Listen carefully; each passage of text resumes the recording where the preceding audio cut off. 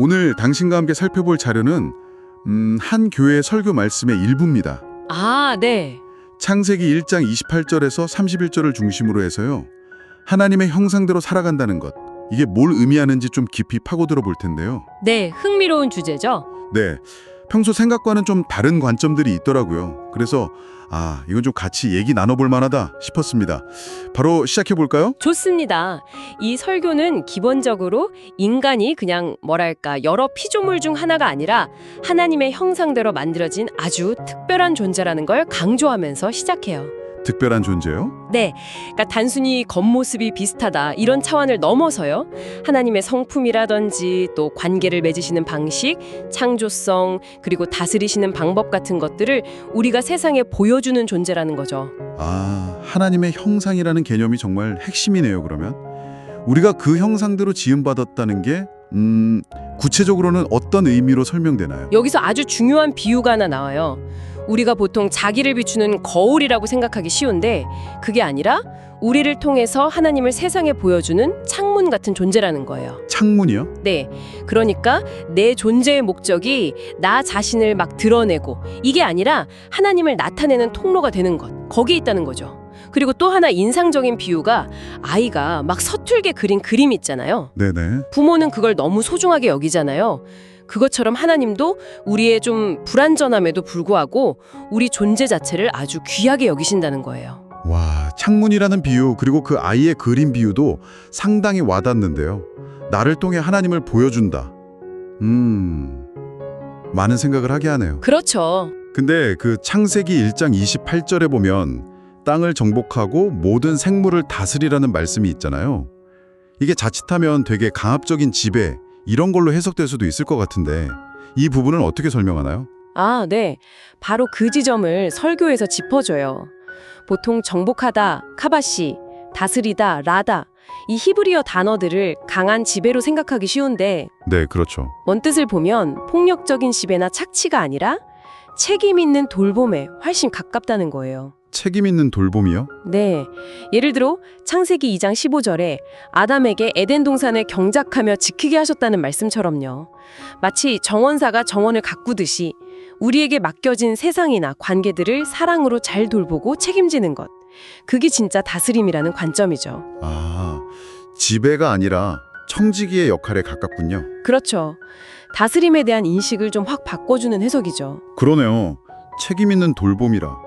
그럼 이 원칙을 우리 삶에서 좀 구체적으로 어떻게 실천할 수 있을까요? 이 책임 있는 돌봄 원칙을 이제 여러 영역에 적용해 볼 수 있는데요.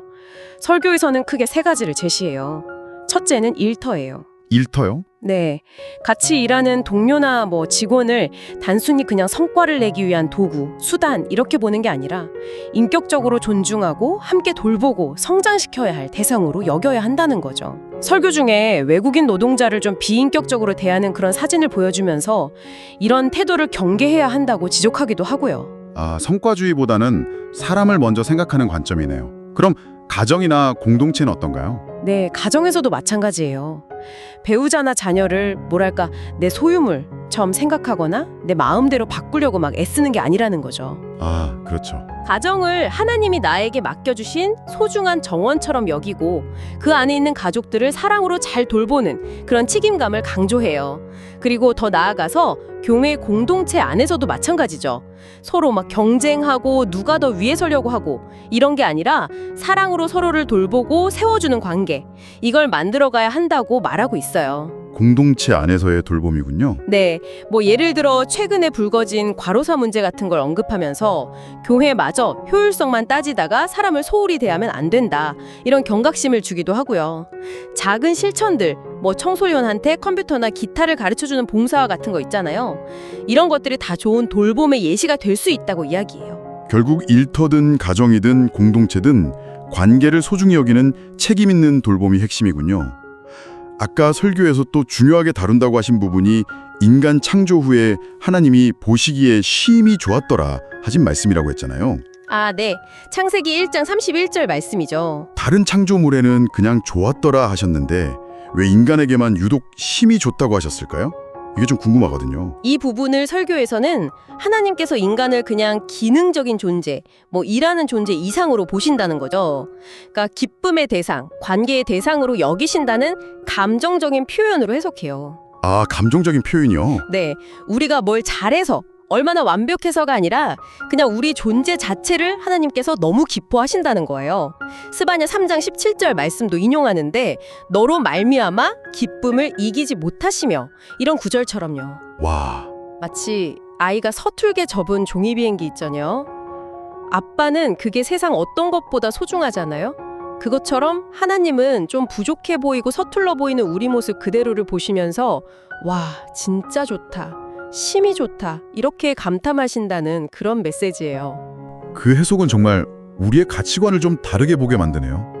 성과나 결과가 아니라 존재 자체의 가치를 두시는군요. 맞습니다. 그럼 정리해보자면 이 설교는 결국 하나님의 형상대로 산다는 게 엄청나게 거창한 일을 이루는 게 아니라 그냥 우리 일상에서 만나는 사람들과 세상을 책임 있는 돌봄의 자세로 대하는 것, 그리고 우리 존재 자체가 하나님께 큰 기쁨이라는 사실을 기억하는 것, 이렇게 요약할 수 있겠네요. 정확합니다. 우리의 가치가 무엇을 잘 해냈느냐, 얼마나 성공했느냐에 있는 게 아니라 그냥 하나님의 형상을 지닌 존재 그 자체에 있다는 점을 계속 강조하는 거죠. 네, 자, 이제 마지막으로 당신께 한번 질문을 던지면서 마무리해볼까 합니다. 이 설교의 관점에서 봤을 때 오늘 당신의 삶 속에서 실천해 볼 수 있는 아주 작은 책임 있는 돌봄은 무엇이 있을까요? 작은 돌봄이요? 네. 그리고 그 작은 실천이 그냥 하나의 행동으로 끝나는 게 아니라 당신과 또 당신 주변의 관계에 어떤 좀 더 깊은 의미로 연결될 수 있을지 한번 생각해 보시면 어떨까 싶습니다.